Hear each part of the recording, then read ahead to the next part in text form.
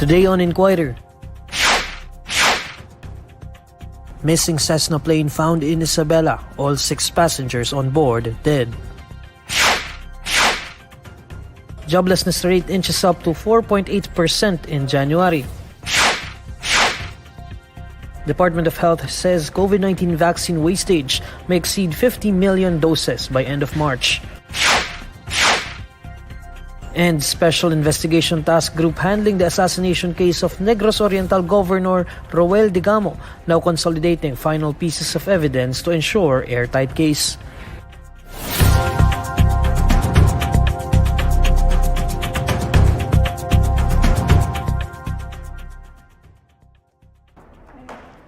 Good evening. After 44 days, the missing Cessna plane carrying 6 passengers was found in Isabela with no survivors. We were able to speak with the head of the Provincial Disaster Risk Reduction and Management Council of Isabela, Attorney Watu Foronda, earlier today. Here's our interview. Sir, maaari po ba kayo magbigay ng update dito sa nangyari sa Cessna plane sa Isabela? Kaninang 11:30, thereabouts, kaninang umaga, nahanap na yung plano, and sadly, there were no survivors. Sir, pagdating naman po dito sa inyo sa Isabela, ano po ang sunod na hakbang po natin tungkol dito sa Cessna plane? So, susunod dyan ay retrieval. Kailangan padala yung mga labing, mga pasahero at ng piloto doon sa pinakamalapit sa landing zone para maisakay sa helicopters ng Philippine Air Force. Tapos sila ay dadalhin sa Philippine Air Force Headquarters sa Hawaiian City. Pagkatapos dadalhin po sila sa meron na pong nahanap na kausap na yung ng funeraria. Mm-hmm. Kailan magsisimula itong retrieval operation, sir?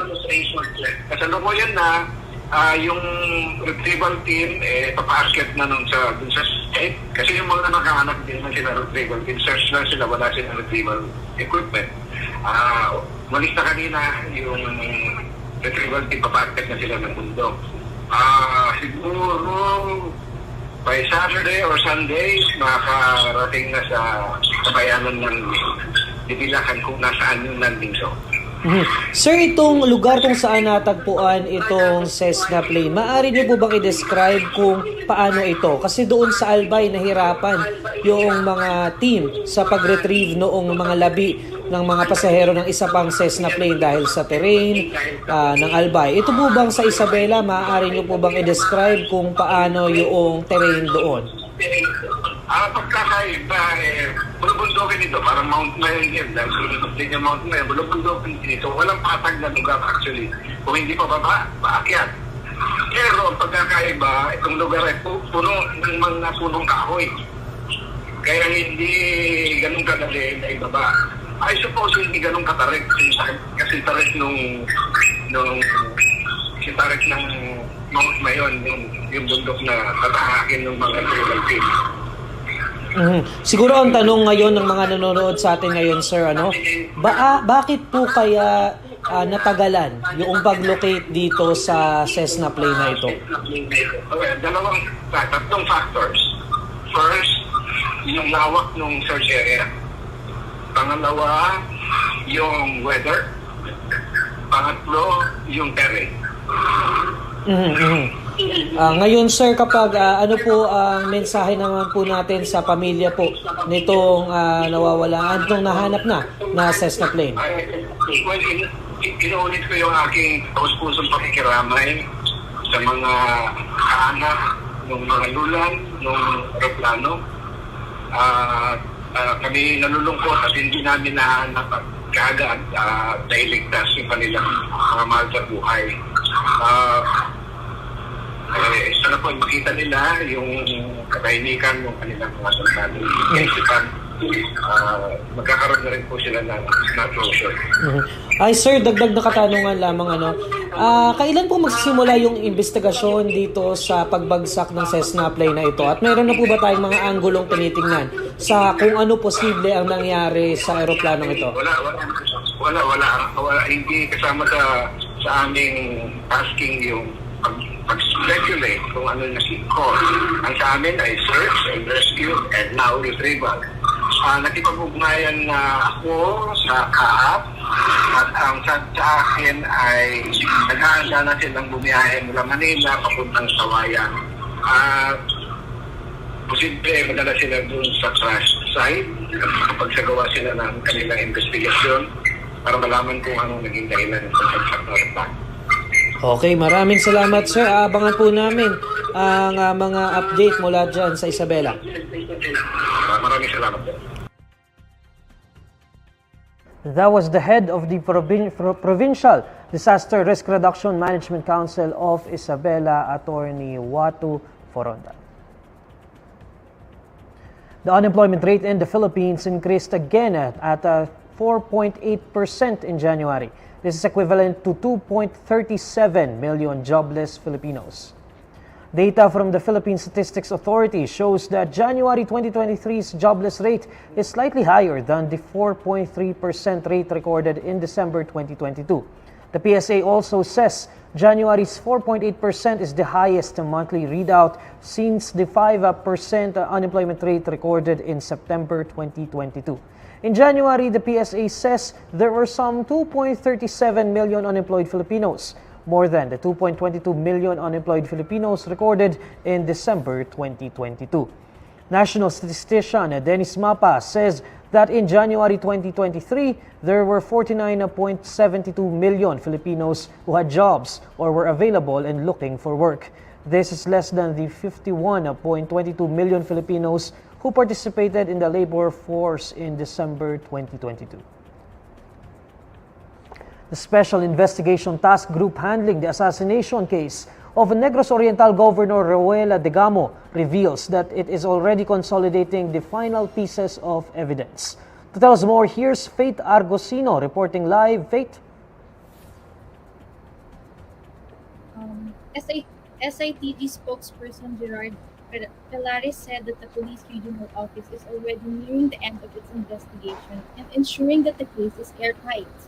He added that PRO7 has coordinated with its counterparts from the Philippine Army in handling the evidence related to the Degamo's case.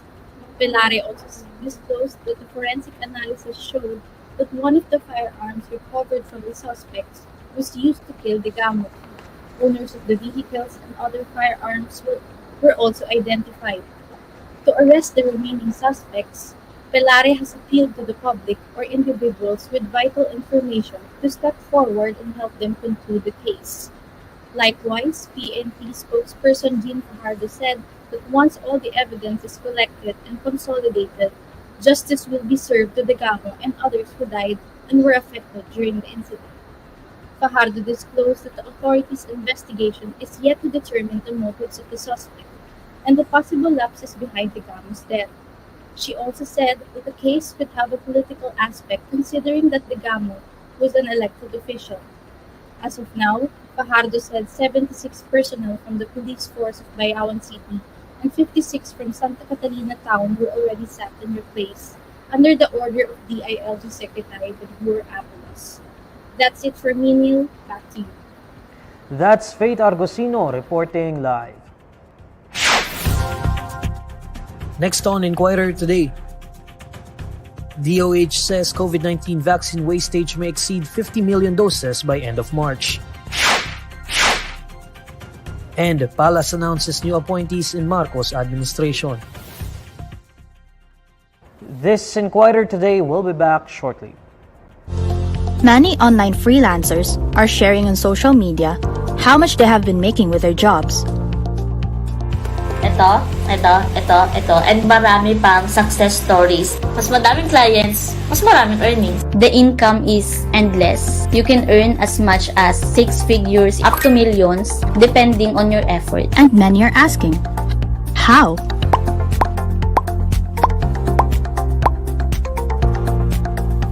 Hi, my name is Princess Riza Bornolia, also known as Cess Bornolia. I am 24 years old. I'm a graduate of Bachelor of Science in Industrial Engineering at Batangas State University, batch 2019. Ano ba talaga yung freelancing? Diba? Bakit hype na hype siya? Freelancing is a service-based business wherein you sell your skill sa mga clients natin. Unlike the usual 9-to-5 job, a freelancer is an independent contractor earning from different types of jobs assigned by a client. So one of the perks of being an online freelancer is the flexibility. You can work anywhere you want as long as you have the internet and your laptop. Prior to becoming a full-time online freelancer, Cess pursued a career in industrial engineering. I'm really looking forward to build a name in industrial engineering industry. Luckily, nagkaroon ako ng work sa isang manufacturing company, but the salary wasn't that enough to sustain my family. So, after a couple of months working sa manufacturing company, I decided na mag-resign. That was January 2020. Unfortunately, after Cess' resignation came the pandemic. So, that time, lahat ng na-envision ko, nawala siya lahat. So, ang ginawa ko, nagkaroon ako ng iba't ibang mga racket. Buy and sell, even networking. So, okay naman talagang nagkakaroon ng income sa lahat ng racket. Pero hindi siya sustainable for me. Isip ko na ano kaya yung iba't ibang ways na pwede akong kumita while staying at home. So, I went to YouTube, I typed in how to earn online while staying at home. So, I came across these videos about being virtual assistant. So, pinanood ko lang siya ng pinanood hanggang sabi ko sa sarili ko, I will take a risk dito sa online freelancing. From yung room ko before na tinutulugan, ginawa ko siyang mini home office. So, meron ako doon parang yung laptop ko nung college na medyo sira-sira na. Hindi siya madali, actually, kagaya ng ibang nakikita natin ngayon online. It took me 2 months before I landed my first ever client. I eat rejections in the morning. I think naka-hundreds of applications ako that time. Wala talaga akong nakukuhang client. Dumating naman yung December 31, 2020, 11:11 p.m. Meron pa din akong screenshot. Nakakuha ko ng first ever client. Kumbaga may nag-take risk sa akin. After nun, nagsunod-sunod na. Nagkaroon ako ng ibang pang mga clients. Nag-invest ako sa iba't ibang mga courses para ma-improve yung skills ko. Nag-improve ako ng mga setup.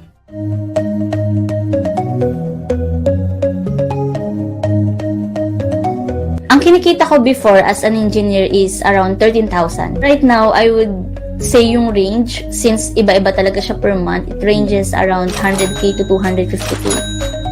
And the success that is really fulfilling na na-achieve ko right now is comfortable na yung life ng family ko. Hindi na siya paycheck to paycheck. I have my own property, house and lot. I've been on my first ever international trip last January. I got my own car. I have different investments and businesses. Despite the various success stories of being a freelancer, there are still risks that come with the career. Natitempt ako mag-quit sa corporate and mag-start mag-freelancing. Hindi lahat ng business kumikita na agad in the first few months. In the first month, the first 3 months, ganon. Sometimes, alam mo yun, parang it might take a year for a business to even profit, diba? Kung isipin ng mga tao na, ayun, maganda yung freelancing, resign na lang ako sa job ko sa corporate. So, medyo delikado siya ng ganon. For the resign, ganon, meron ding, nagpe-prepare sila ng savings for months, times na nauubos pa din siya. Kasi, let's say, yung closing your first client, may halo din siyang luck eh. Parang, alam mo yun, kung gaano kasipag, tsaka onting luck. Freelancing is not for everyone.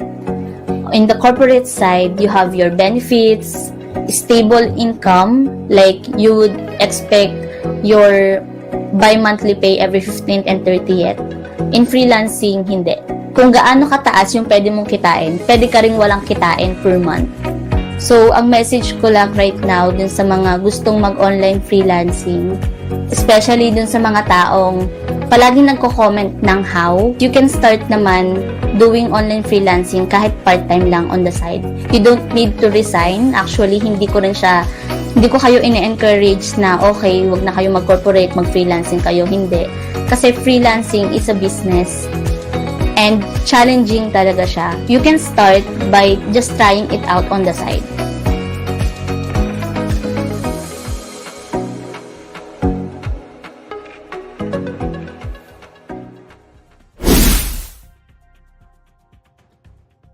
Department of Health Officer in Charge Maria Rosario Vergere says the country's COVID-19 vaccine wastage may reach 50 million doses by the end of March. Vergere confirmed this at the Senate Blue Ribbon Committee hearing when Senator Francis Tolentino asked if 50.74 million vaccine doses are expected to expire. Tolentino further pressed if the figure may still soar due to vaccine hesitancy, to which Vergere responded that it was possible. However, the DOH officer in charge says the department is carrying out measures to intensify vaccine coverage. Unfortunately, sir, until now, the rates are still the same. But we've tried to integrate already the COVID-19 vaccination in our regular community programs, whereby the vaccines now are more accessible to our Filipino people. Anytime and anywhere, they can already access the vaccines through their health facilities. Malacanang discloses the latest appointments under the Marcos administration. The Presidential Communications Office says President Bongbong Marcos has appointed several officials, particularly under the Department of Agriculture, Department of Human Settlements and Urban Development, Department of Migrant Workers, and the Office of Transport Security. The PCO also says there are new appointees in the Philippine Rubber Research Institute, in the Employees Compensation Commission of the Department of Labor and Employment, National Tripartite Industrial Peace Council, and the National Wages and Productivity Commission. The President has also assigned new officials in the Office of the President, the Presidential Management Staff, the National Security Council, and in government-owned or controlled corporations.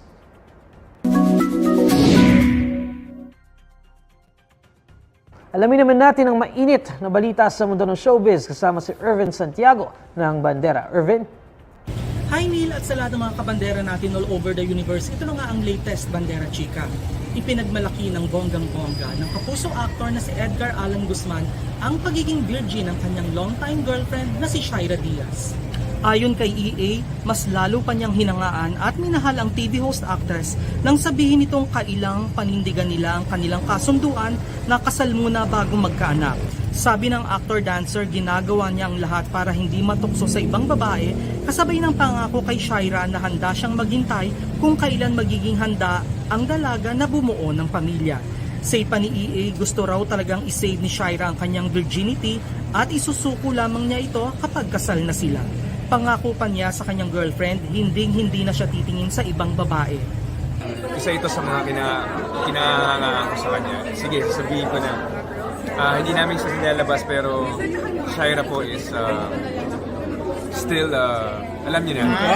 Never been, so yun yung isa. Kaya ako siya minamahal dahil wala na ako ibang mahanap na gano'n.